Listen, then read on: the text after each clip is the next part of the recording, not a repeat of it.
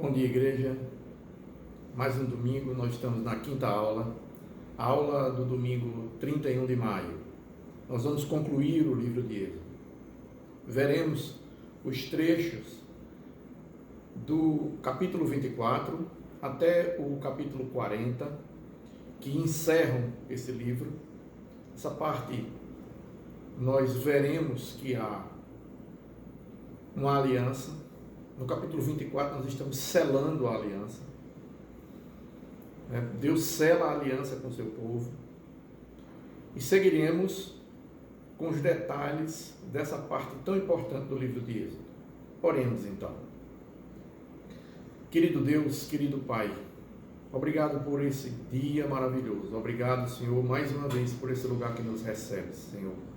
Dá-nos, Pai, da tua parte tudo aquilo que tens para nós hoje, Pai, como aprendizado, Senhor. Mas também, Senhor, faz-nos fiéis a essa palavra, obedientes, Senhor, à tua lei, Senhor, que está sobre nós e que, sobretudo, Senhor, está representada pelo teu amor. No nome de Jesus oramos. Amém. Vejamos. O livro de Êxodo, de 24 a 40, nós vamos selar a aliança. Na aula anterior nós vimos que Deus tinha apresentado a sua lei. Anteriormente o povo tinha concordado com a aliança, com a lei de Deus, em ser obediente ao que Deus lhes dissera. Há no capítulo 19 uma aceitação antes de entender os termos da lei de Deus, mas Deus tinha falado claramente a Moisés no capítulo 19, onde ele diz: fala à casa de Israel, fala à casa de Jacó, fala ao povo de Israel, melhor dizendo, né? E quando Deus diz fala à casa de Jacó, é falar aos filhos de Jacó, que ele transforma em nação.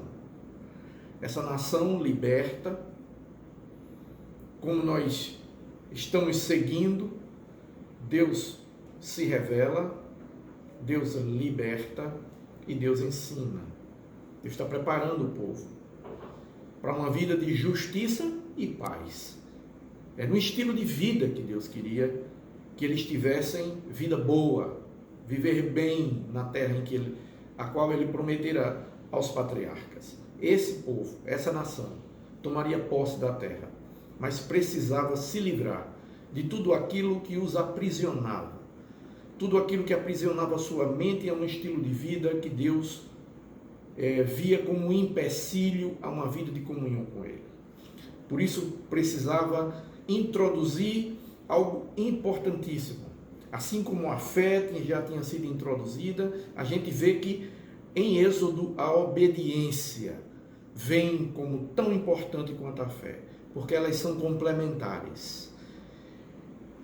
É nesse contexto que as leis são estabelecidas, a aliança é selada, e Deus vai trazer aqui, depois de selar a aliança, as instruções para a construção de uma tenda. O Deus que se revelara no Sinai, que mostrara a sua presença, queria habitar entre o seu povo. E ele dá instruções. Mais adiante, nós veremos que haverá instruções para que o tabernáculo fosse construído e Deus habitasse com seu povo. As leis estabelecidas, a aliança selada. Selada porque essa aliança, no capítulo 24, há um momento em que eles se chegam na presença do Senhor, todos estão ali no Sinai, sangue é aspergido sobre o altar, sangue é aspergido sobre o povo de Deus. Primeiro ato dessa aliança sendo selada. E há um outro ato de muita empatia com todo aquele que quer ter comunhão. mas um ato que para o povo de Israel era de suma importância. Para todo o costume judaico, aliás, todo o Oriente Médio tem esse costume de representar a comunhão numa refeição. Todo aquele que tem o direito de fazer uma refeição com o outro, sela a sua comunhão numa dimensão maior, mais significativa. Essa é uma ocasião muito especial. E lá no capítulo 24, no versículo 11, eles culminam com um trecho na Bíblia que diz que eles comeram. Comeram naquela ocasião, na presença de Deus. E ali traz um momento onde essa aliança é selada e é representada a comunhão, nesse ato de fazer uma refeição, na presença do Deus que os livrara do cativeiro egípcio, que nos trazera até esse ponto, e fez atravessar a pé enxuto o mar, e todo o poder de Deus ali revelado é uma manifestação da sua paternidade amorosa, que cuida do seu povo, que protege o seu povo, e que, como prometera, os livrara da mão dos egípcios que os escravizavam, da mão de Faraó. E tudo isso está sendo selado, né? Essa aliança é selada no capítulo 24 de Êxodo. No capítulo 25, nós veremos que Deus vai dar instruções para que fosse construída uma tenda e que ele ia morar no meio do seu povo nessa tenda. O tabernáculo era uma tenda e toda a instrução dada acerca do tabernáculo é que ele seria portátil. Não seria necessário se chegar a um lugar como eles chegaram agora no Sinai para ter a presença de Deus. Uma vez restabelecida a comunhão, através da aliança, a vontade de Deus era habitar entre o seu povo. E esse povo, que já tinha demonstrado em alguns momentos um vacilo, um aprisionamento ainda às paixões do Egito, se preocupar mais com o que comer, o que vestir, sem entender que tudo isso é provisão de Deus. Mas Deus já tinha demonstrado seu amor, Deus já tinha demonstrado até aqui que era um Deus que queria instruir esse povo acerca de como viver bem na terra onde eles habitariam. Deus prometeu essa terra e queria que eles vivessem bem nessa terra. Então, era uma vida de justiça e paz, retidão e paz. Então, era como viver bem, como a gente já tinha dito na aula anterior. O que Deus queria era preparar o povo de Israel para viver, tomar posse da terra e viver bem na terra que Deus prometeu. Então sigamos com a aliança sendo selada. Essa aliança traz a vontade de Deus, traz uma necessidade de obediência. Haveria necessidade de um viver diferente, porque a comunhão, ela estabelece condições. Deus é santo. E está num nível de santidade que nós só podemos descrever essa santidade trazendo um superlativo. E nós tratamos Deus como santíssimo, porque Ele está num nível de santidade, de pureza, que nós não podemos experimentar. Mas Ele quer estar conosco. E para isso é necessário que haja Obediência. Porque ela é a chave da santificação. Não há como se santificar sem obediência. É certo que nós hoje, que vivemos o Novo Testamento, temos o entendimento que o que nos santifica é o Espírito Santo. Mas ele não faz isso mediante rebeldia. Isso só é necessário porque Jesus morreu na cruz. E aí o Espírito Santo habita em nós depois desse feito extraordinário. Cristo morre e ressurge e nos deixa o Espírito Santo. Ele, no Novo Testamento, é quem vai fazer a obra de nos convencer de tudo aquilo que é mal, de tudo aquilo que não é a vontade de Deus para a nossa vida. Por isso que ele nos convence do pecado, da justiça e do juízo. O Espírito Santo é quem nos revela a palavra de Deus, é quem dá sentido a essa palavra, porque ele é quem traz ao nosso coração. Só ele pode, como diz tão bem o nosso bispo Dom Alexandre, só ele encaixa no lugar certo, na hora certa, só ele sabe aplicar a palavra. A única coisa que nós podemos fazer é lançá-la, na esperança de que o Espírito Santo possa aplicar essa palavra. E é isso que nós veremos, que havia uma necessidade, que para a comunhão desejada pelo Senhor, para esse povo, numa época ainda tão primitiva, tudo ainda num começo, nós estamos estudando o Pentateuco, mas como sempre, ele nos remete a tudo que viria a acontecer. Ele está sempre apontando para o Messias, ele está sempre apontando para Cristo. Moisés é um tipo de Cristo, e por isso Deus vai dar instruções no capítulo 25, de que uma vez selada a aliança, ele pudesse habitar com o seu povo.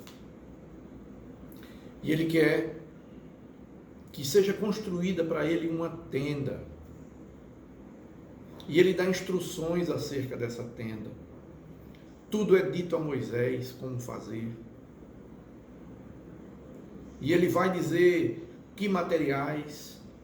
Antes ele pedirá que Moisés, ao entrar no capítulo 25, ele vai pedir que Moisés vá ao povo e peça que o povo doe joias, pedras preciosas, materiais, para que fosse feito o templo, a habitação, porque tabernáculo, essa palavra tabernáculo é habitação.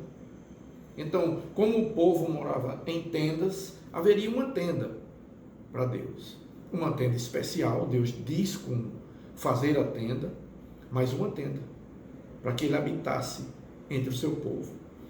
E já no versículo 1, Deus pede, mas Deus dá um detalhe no capítulo 25, logo no início, no primeiro versículo, que tinha que vir do coração. Aqueles homens movidos por um quebrantamento, por uma gratidão que brotava do coração, esses deviam doar. E assim segue. E ele vai dar instruções. Ele vai pedir que a tenda tivesse alguns objetos, alguns utensílios que nós veremos mais detalhadamente. Tudo isso por conta da aliança. Tudo isso porque o povo aceitou, e o povo tinha dito que tudo aquilo que Deus disse, eles aceitariam e eles fariam. Então Moisés, quando fala ao povo, o povo aceita. Aceita no capítulo 19, sem o conhecimento dos detalhes, mas agora, detalhadamente, Moisés tinha falado a eles as leis, e eles agora conhecendo, eles novamente, eles aceitam. E é isso que faz com que toda essa cerimônia do final do capítulo 24 ocorra selando a aliança. Então, qual era a parte do povo? Era obedecer.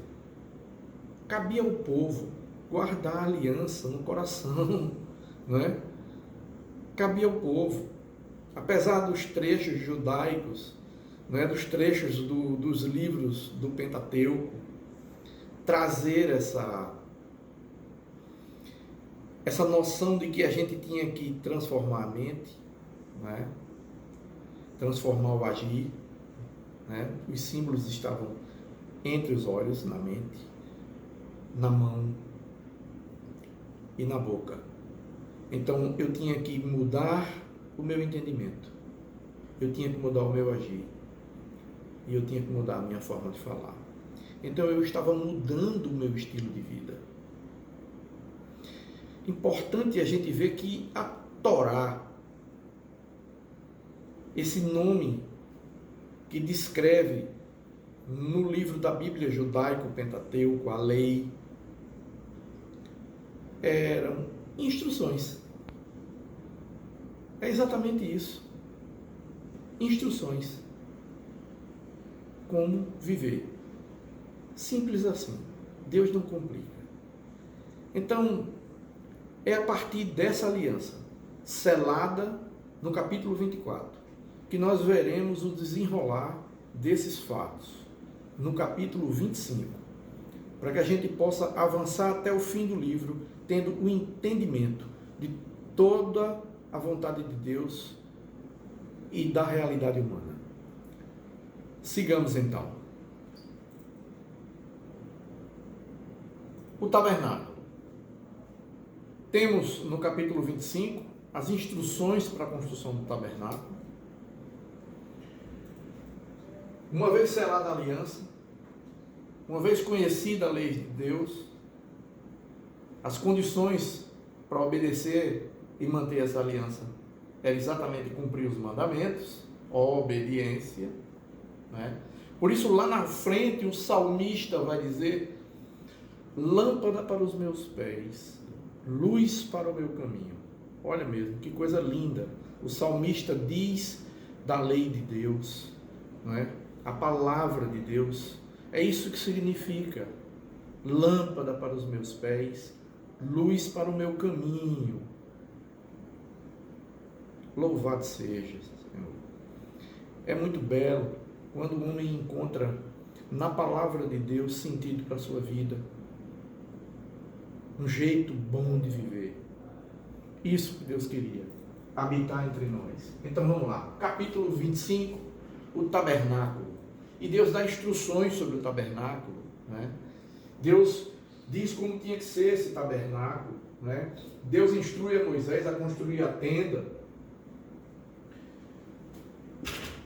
Deus aqui vai dizer que quer um tabernáculo, ele tinha que ser portátil. A gente vai ver que nos trechos que Deus descreve os materiais, que Deus pede que o povo vá doando, né? Outra coisa importante, esse povo era escravo no Egito.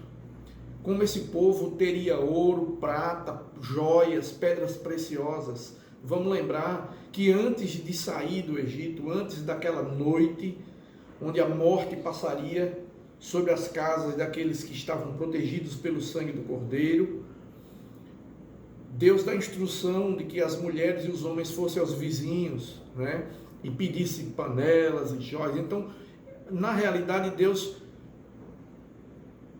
provê isso, né? É Deus quem provê. Isso tudo nos traz a lembrança de que Deus sempre provê. E quando Ele pede, Ele não está pedindo por necessidade, gente. Deus não precisa de absolutamente nada. Deus está querendo trabalhar em nós, na nossa mente, no nosso ser, a dependência dEle, mas também obediência. Porque haveria aqui uma necessidade de estabelecer algo importantíssimo para a relação com Deus, que é a fidelidade.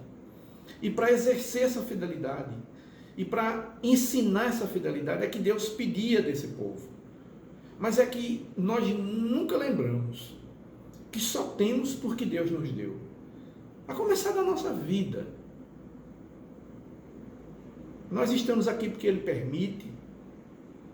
Ele nos deu hoje a maravilhosa oportunidade de estarmos aqui juntos nessa aula. Tudo isso é a vontade dEle. Tudo isso é permissão de Deus. Então vejamos o seguinte.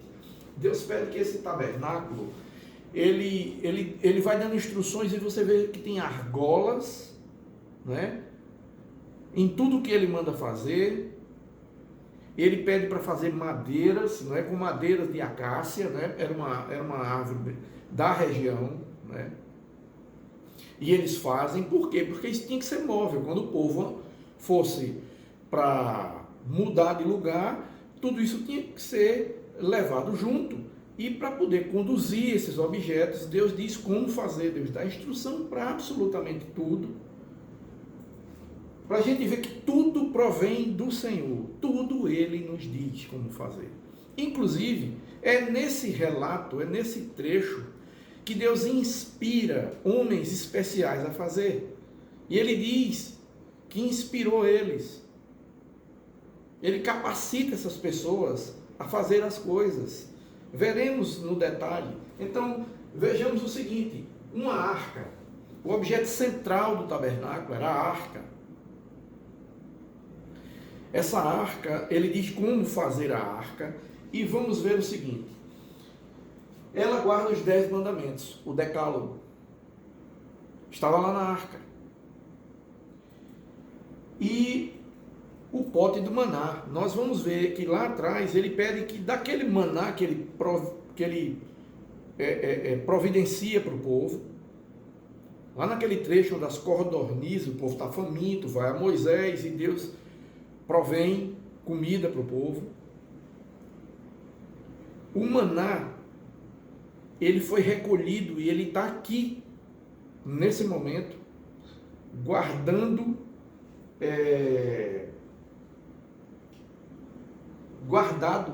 num pote, né? Um pote com maná. E os 10 mandamentos, por enquanto, serão aí, né? O testemunho, né? O livro sagrado mostra assim, né? O testemunho. Então está lá na arca. Por enquanto, o objeto central, a arca. O propiciatório, ele também vai dizer que no tabernáculo tinha que ter um propiciatório, o lugar do perdão. A mesa, ele dá as instruções, a mesa também tinha que ser móvel, ele diz como fazer a mesa. E ele diz que a mesa era o lugar onde se devia se colocar o pão. O pão era colocado sobre a mesa. Ele já simboliza o pão que viria do céu. O pão já apontando para Cristo. O pão da vida. Então essa era a mesa. E o candelabro. Ele dá instruções para o candelabro. E o candelabro, ele tem uma característica que eu gostaria de falar aqui. Ela era a única luz, era a única fonte de luz do tabernáculo, era o candelabro.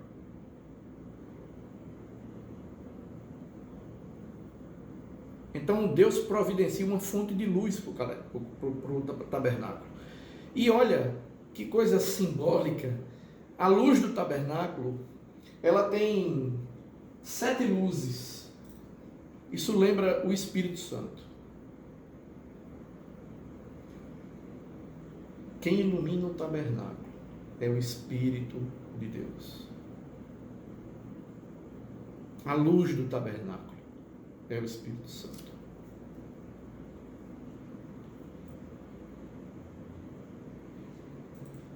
Então vejamos, a única fonte de luz do tabernáculo representa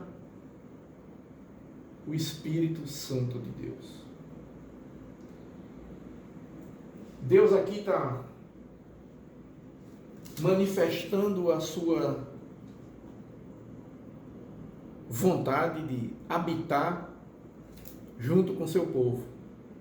Deus aqui está trazendo todas as instruções de como fazer o tabernáculo. Deus vai dizer de que madeira, Deus vai dizer de que pedras preciosas deviam ser construídas, cada detalhe, tipo de madeira, tinha que ser revestido com ouro. Então tudo estava descrito. Deus dá instruções minuciosas de como construir essa tenda especial, aonde ele habitaria. Deus pede, dá instruções a Moisés, e Moisés cumpre esse trecho, e nós veremos o seguinte, que ele também vai pedir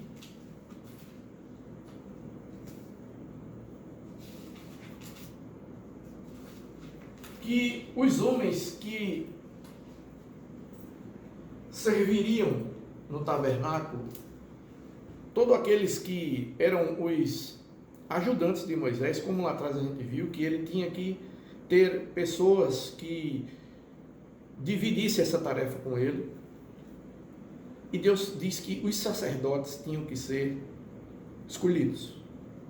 E ele pede que separe Arão e os filhos de Arão para servir a ele como sacerdotes. E ele também vai dar instruções sobre como seriam as vestes deles, né? Então, sacerdotes. Nós vamos ver aqui agora que nesse tabernáculo pessoas serviriam, auxiliariam Moisés, e a essas pessoas dar-se o nome de sacerdotes.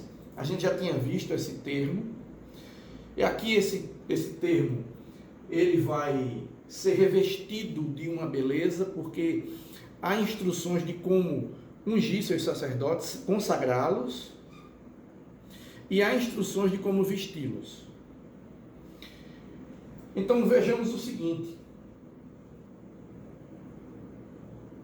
os sacerdotes são pessoas separadas para servir conscientemente a Deus, ou seja, são pessoas que Deus separa para servir, mas que têm consciência de que Deus os separara para isso,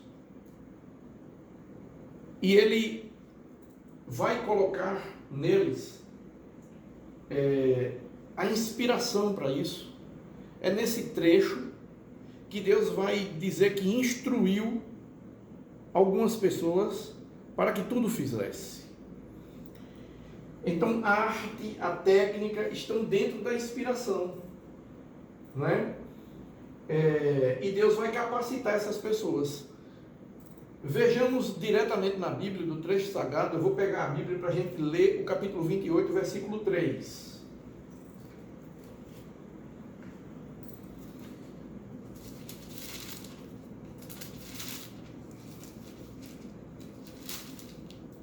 Dadas as instruções,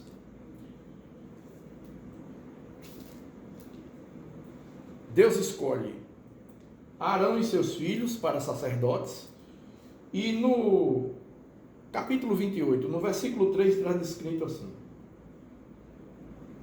quando ele vai falar das vestes: falarás também a todos os homens hábeis, a quem enchi do espírito de sabedoria, que façam vestes para Arão, para consagrá-lo, para que me ministre o ofício sacerdotal. Que coisa tremenda!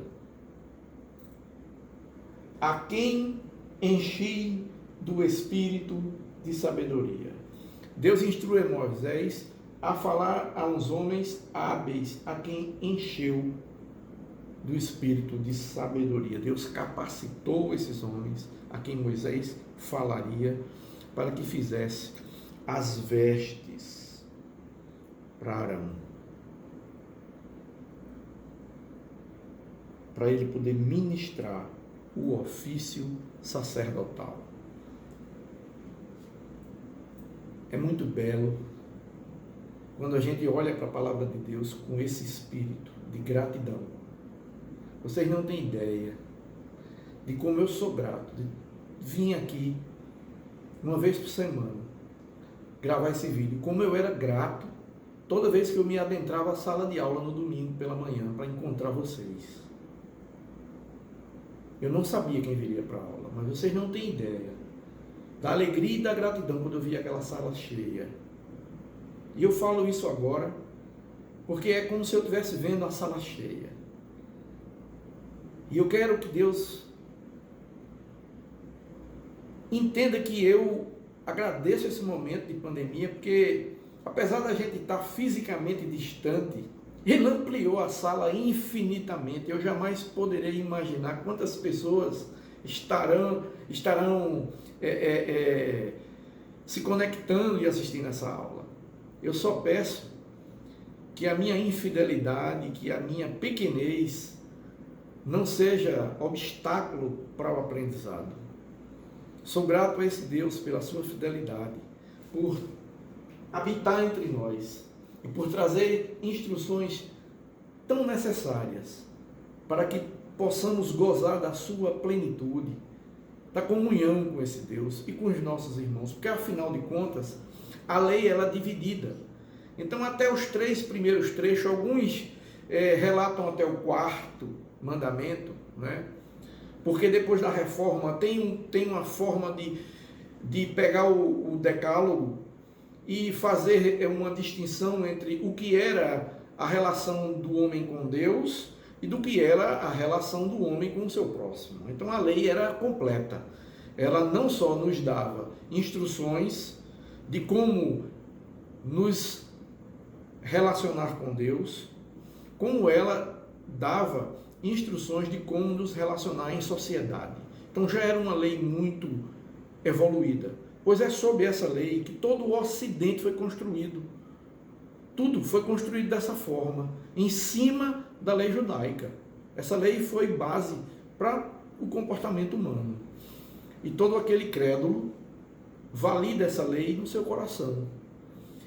Sigamos então, porque agora nós já temos o tabernáculo, nós já avançamos para o capítulo 28, porque toda a instrução foi dada, e no capítulo 28, Deus vai escolher homens para servi-lo, separados para servi-lo. Esse é o sentido do sacerdócio. Isso vem no capítulo 28. Nós estamos aqui exatamente tratando o início desse capítulo, onde Deus escolhe Arão e seus filhos para servir dessa forma como auxiliares de Moisés. Amém? Sigamos adiante, porque nós temos ainda, dentro dessa lição, que o sacerdote tinha uma roupa, e essa roupa tinha alguns significados, e eu vou só apagar aqui para a gente reposicionar o quadro para o assunto do sacerdote. Nós vamos ter aqui no capítulo 28,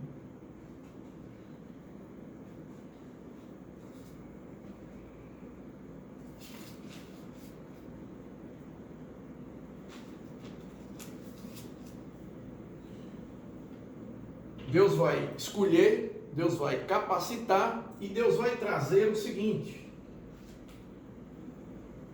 a vontade dele estaria sobre o sacerdote.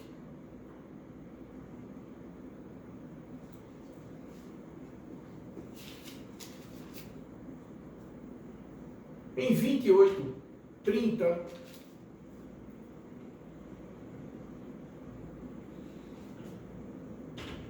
o sim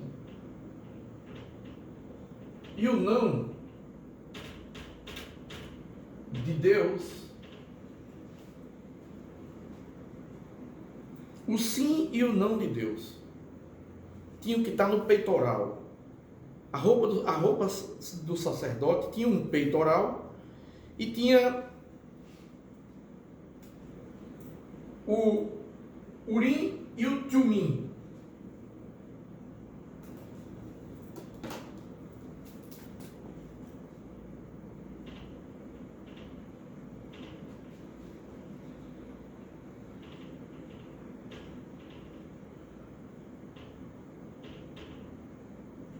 Urim e o Tumim, o sim e o não de Deus. Toda vez que fosse necessário levar a Deus as questões de Israel, do povo de Deus, o sim e o não de Deus eram com esses dois instrumentos que se obtinham a vontade de Deus para aquele momento. Qual era o que Deus estaria julgando, sim ou não? Então o sim ou não de Deus estaria no peitoral. Então eu estou aqui nesse momento descrevendo a roupa, né? Os detalhes. Veja que coisa interessante. O peitoral, a Bíblia diz o seguinte, que eles tinham que estar sobre o coração de Arão, para quando ele levasse o juízo dos filhos de Israel diante do Senhor. E é interessante que sempre Deus pede que tudo isso seja feito em amor.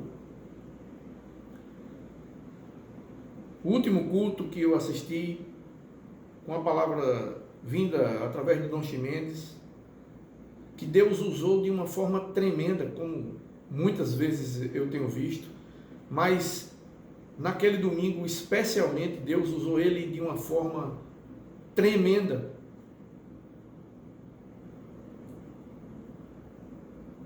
Para a gente ver a força do amor.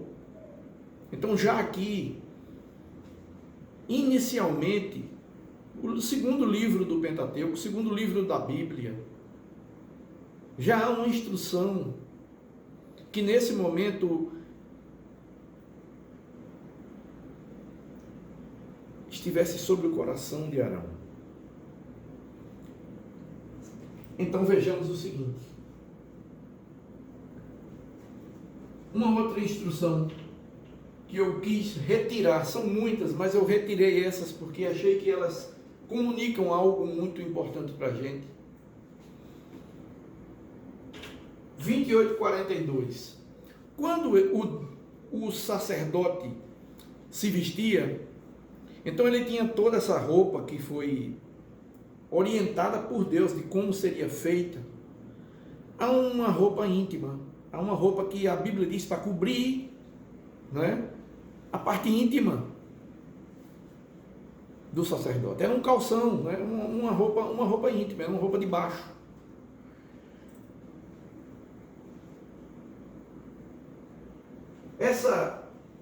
Essa roupa, ela vinha cobrir a nudez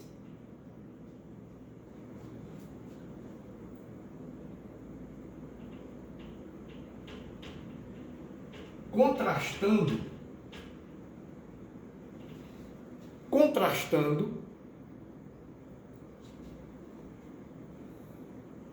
com as outras religiões.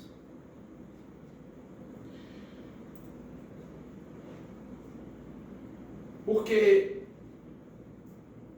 cobrir a nudez contrasta com a nudez ritual das outras religiões. Ela contrasta com a nudez ritual das outras religiões. Então havia uma roupa íntima cobrindo a nudez do sacerdote, para que ele pudesse colocar a roupa, o traje sacerdotal por cima. Então essa roupa íntima, ela contrasta com a nudez ritual das demais religiões. Então ela vem contrastar. Sigamos então. Nós vamos ver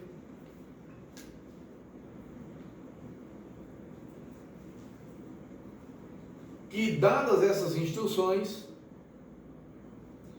seguiremos com instruções agora mais específicas do tabernáculo, de como tudo tinha que ser feito, tudo tinha que ser bem compreendido.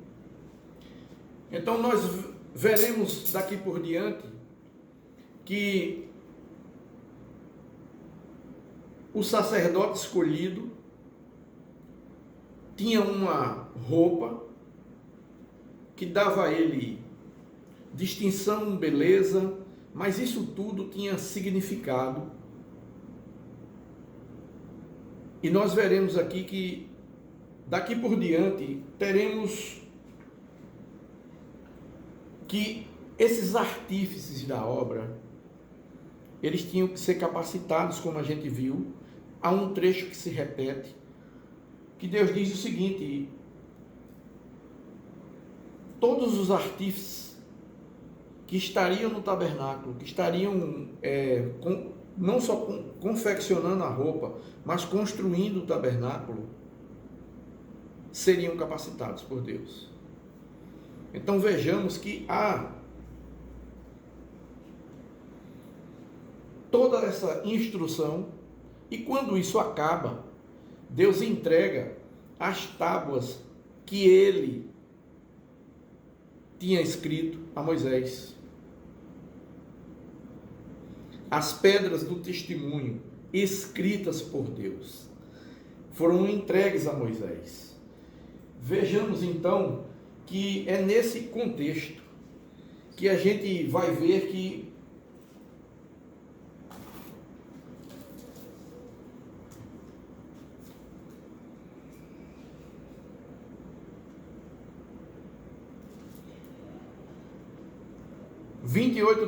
também porás no peitoral do juízo o Urim e o Tumim, para que estejam sobre o coração de Arão, quando entrar perante o Senhor. Assim, Arão levará o juízo dos filhos de Israel sobre o seu coração, diante do Senhor, continuamente. Esse é o trecho do capítulo 28, versículo 30, que fala sobre o sim e o não de Deus. Eu quis separar esse trecho para que a gente pudesse ver a beleza desse momento. Passadas as instruções até o capítulo 31, onde eu quero falar especificamente dos artífices. No capítulo 31, outra vez está descrito o seguinte. Vamos ler o capítulo 31. Principalmente a ênfase dos versículos 3 a 5. Mas nós vamos ler a partir do primeiro, para que a gente possa ter mais detalhes do trecho que nós queremos abordar.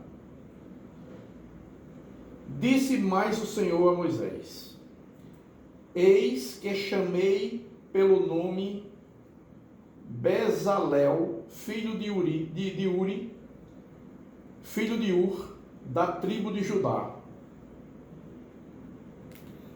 e o enchi do Espírito de Deus, de habilidade, de inteligência e de conhecimento em todo o artifício, para elaborar desenhos e trabalhar em ouro e prata e bronze, para lapidação de pedras de engaste, para entalho de madeira, para toda sorte de lavores. Olha mesmo, gente. Esse é um trecho especial que eu quis chamar a atenção. 31, versículo 3. Esse é um versículo onde Deus outra vez menciona que Ele é quem capacita aquele a quem Ele chama para uma determinada missão, para um determinado trabalho, para uma vocação. É assim que Deus age. Ele mesmo supre todas as nossas necessidades. Até enquanto a gente imagina que é a nossa capacidade, a nossa aptidão, é a nossa cultura. mesmo que tudo isso seja utilizado para um propósito, é sempre Deus quem nos dá tudo, absolutamente tudo. E enquanto nós não nos encontramos dependentes e conscientes de tudo isso, que nós temos sempre dificuldades a entender, a ser gratos, a obedecer. Não entender o que Deus está fazendo, Deus não precisa, Deus não dá satisfação. Deus chama, Deus manda e é necessário que obedeçamos. O entendimento é necessário para que a gente perceba o que Ele está fazendo com a nossa vida. Perceba a transformação. Perceba a oportunidade de crescimento de entendimento. Quanto mais cresce o nosso entendimento, mais a gente aprende a se contentar com pouco. O problema é que a nossa ótica é sempre de ter mais. É sempre de querer ter mais. E Deus sempre nos leva a amar a simplicidade. A amar com simplicidade. Essas duas frases eu lembrei agora de um pastor que nos dirigiu por muito tempo, que iniciou a reconciliação, o pastor Martorelli. Ele gostava de dizer isso. Maravilhosamente. Saudade de Martor. Me lembrei dele agora. Amar a simplicidade. Amar com simplicidade. Sigamos adiante. Vejamos. No capítulo 32, nós já vimos tudo que Deus instruíra. E no capítulo 32, Moisés está demorando. O povo acha que muito tempo passou, que Moisés não vinha mais ter com eles, que Moisés estava demorando, e pede a Arão que façam para ele um bezerro de ouro. A idolatria estava voltando, aqueles deuses do Egito estavam novamente começando a querer ressurgir em suas mentes, e eles pedem a Arão. Arão, pressionado pelo povo, faz. E Deus, quando vê isso, pede que Moisés desça. Quando Moisés vê que o povo tinha construído para si um bezerro de ouro para adorar como Deus, Moisés se ira, Moisés perde o controle. Algo reprovável, mas Moisés não consegue se conter e é tomado pela emoção, ele perde totalmente o controle. Quando ele vê tudo aquilo, ele quebra as tábuas da lei que ele recebeu de Deus, que Deus escrevera. Moisés quebra. Há aqui muito simbolismo. Se por um lado o descontrole de Moisés o fez agir intempestivamente, há um outro simbolismo de que a idolatria que tinha retornado ali por um momento tinha quebrado a aliança. E quando se quebra a aliança, a pena é a morte. Por isso que está aqui. Esse ato rompeu a aliança. Traz ira a Moisés, causa tudo isso. A desobediência. E a pena para quem descumpre a lei é a morte. Descumpria, quebrou a aliança, então tinha que morrer. E Moisés em um momento chega e diz assim: quem é do Senhor vem até mim. E os filhos de Levi vêm. Está descrito já no início desse trecho, a partir do versículo 25, onde Moisés chama: os que são do Senhor vêm até mim, e vêm os filhos de Levi. E eles pegam a espada, cinge de teu cinto e de tua espada, e passa a espada nesses idólatras, e firam o seu amigo, ou seja, não há descrição. Os idólatras são totalmente mortos. E aí vem um segundo trecho, onde Moisés, passado esse momento, entende que era o mediador que Deus constituíra entre o povo e ele, que Deus entregou esse povo nas suas mãos para cuidar desse povo, para liderar o povo. Moisés era o administrador, o legislador perante esse povo, era um representante de Deus, era quem mediava tudo isso, e ele intercede. E ele vai ao Senhor e intercede. E intercede de uma forma que ele chega a dizer a Deus o seguinte: ou tu perdoa,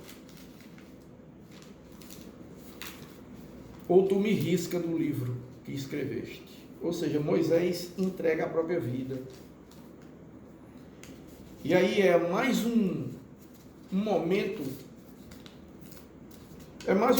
que registra essa tipificação de Moisés como um tipo de Cristo, porque ele se coloca, ele entrega ali a sua vida, me risca do livro, não é? Porque o pedido de Moisés é exatamente esse: perdoa-lhe o pecado, ou pede que eu seja riscado do livro que escreveste. Ou seja, isso isso é a propiciação, né? Isso a gente vai ver a descrição do que Cristo fez lá em Hebreus 2,17. Está lá no Novo Testamento algo que nos revela a dimensão disso. Intercede. E quando há intercessão, quando esse mediador faz isso, Deus vai perdoar. Esse trecho termina de uma forma belíssima, porque mais uma vez Deus diz que o meu anjo irá diante de ti. Então, olhem bem o seguinte: pecado apagado, esquecido,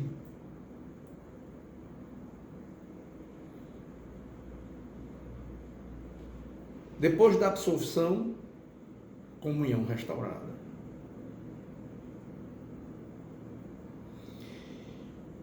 Só que haverá aí algo que sempre é muito doloroso. Porque Deus faria a partir daí, a partir do capítulo 33, versículo 6. Diz que o povo vai prantear, porque daí duraria 40 anos, até a chegada em Canaã. Porque Deus faria cair no deserto toda essa geração.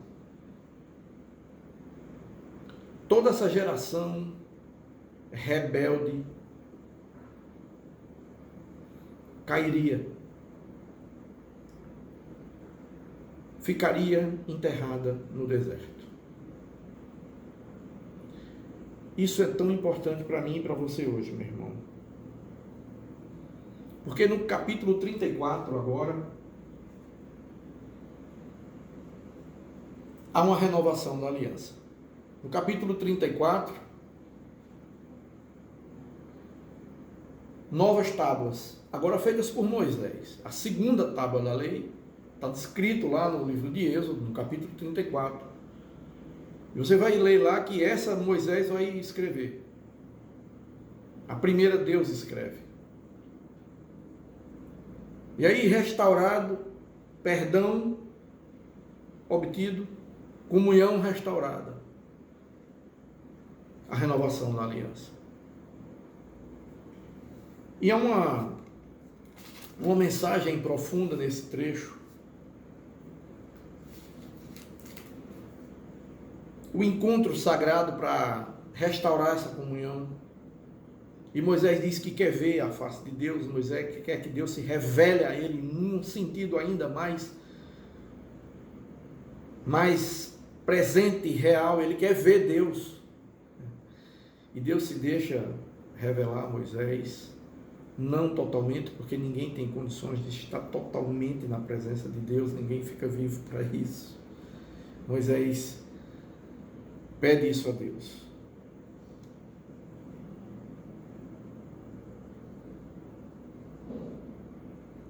Deus queria que o seu povo lembrasse o Sinai, aquela aliança feita, aquele pacto feito. Então, como Deus queria habitar com eles, Deus vai dar novamente instruções. E aí fica estranho, porque se a gente já tem um detalhamento da construção, dos elementos, por que a gente tem que lembrar passo a passo tudo isso? Né? Porque isso vem sim... Porque Deus queria mostrar primeiro o seguinte, que o tabernáculo seria mais intensa a presença de Deus do que o Sinai. E por isso ele repassa tudo. Todo passo a passo, meio que a gente vê sem sentido. Primeiro eu vejo todos os elementos, como vai fazer, ele diz que capacita. E agora Deus está dizendo o seguinte a ele, como se ele repassasse tudo do tabernáculo, porque ele vai dizer a Moisés também, inclusive, como preparar tudo depois de construído. Deus está querendo dizer esse passo a passo, nos mínimos detalhes. Sabe por quê, queridos? Porque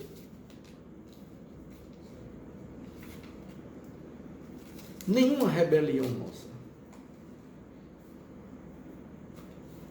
nenhum pecado é capaz de frustrar os planos de Deus.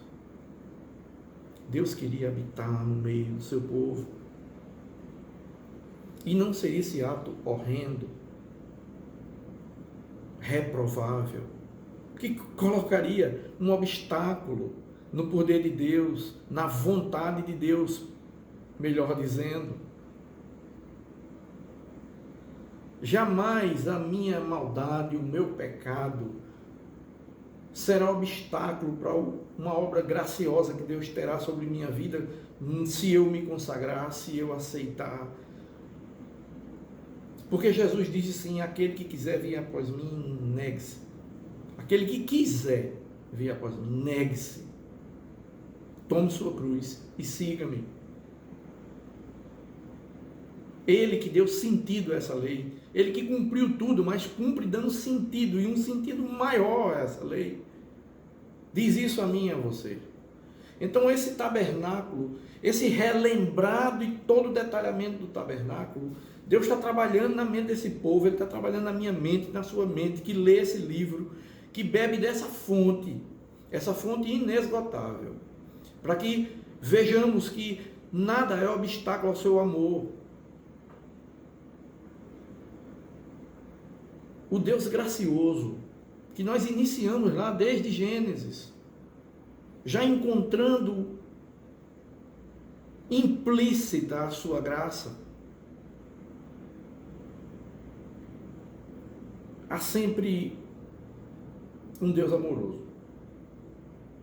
e quer restituir a gente esse momento maravilhoso que é ter comunhão com Ele.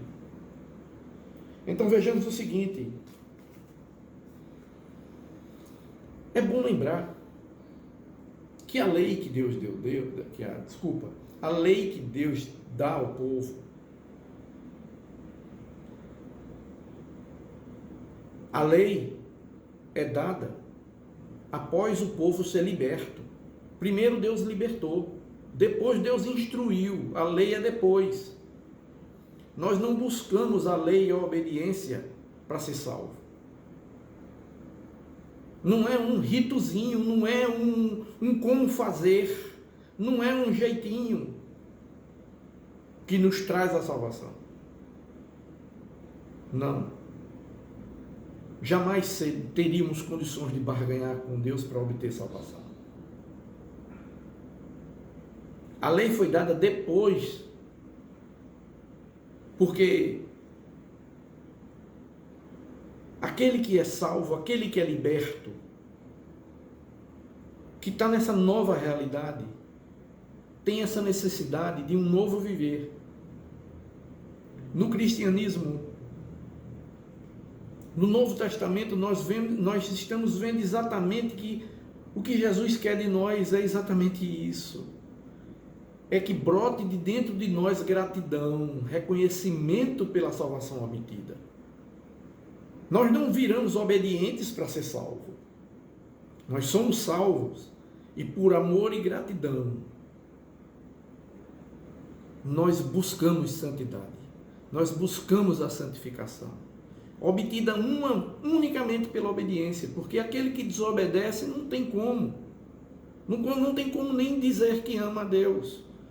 Está escrito no Novo Testamento que se a gente faz isso, a gente se faz mentiroso ou faz Deus mentiroso, pior ainda.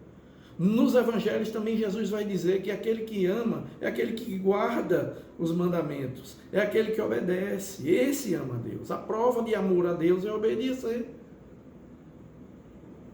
É fácil? De forma alguma, mas é necessário. Sem obediência é difícil, não tem como. É a chave da santificação. Sem obediência, sem comunhão. Sem obediência, sem presença. Esse é o verdadeiro sentido. Porque o povo devia viver conforme a vontade de Deus.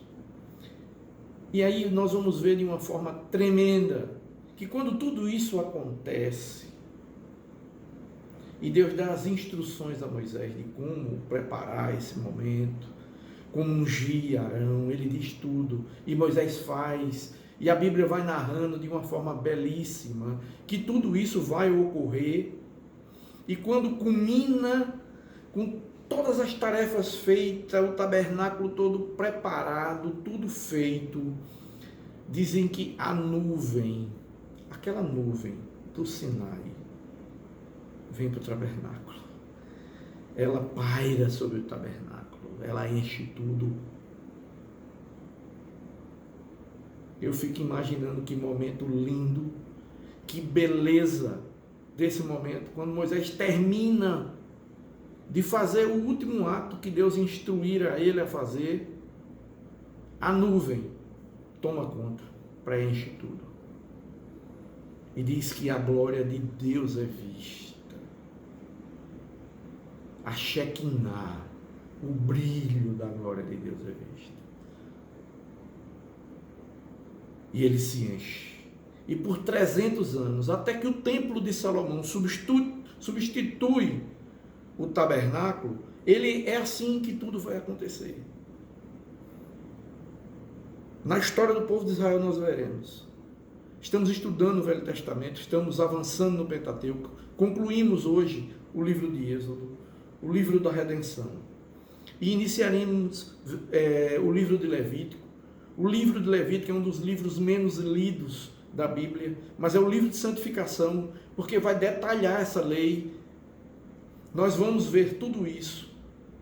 E eu encontrarei cada um de vocês na próxima aula, para que a gente possa avançar no estudo do Pentateuco, entrando agora no livro de Levítico. Agradeço a Deus por esse momento, pela sua companhia, que Ele nos dê logo mais um culto abençoado, festivo, cheio de perdão, para que tenhamos comunhão com Ele, restaurada. Queridos, é assim que eu me despeço de vocês hoje, sendo grato a Deus por tanta maravilha vinda das Sagradas Escrituras. Estou em festa, estou muito feliz hoje, porque essa aula, essa leitura que fiz, traz um momento muito especial. No nome de Jesus, eu agradeço e me despeço de cada um de vocês. Amém? Até a próxima aula.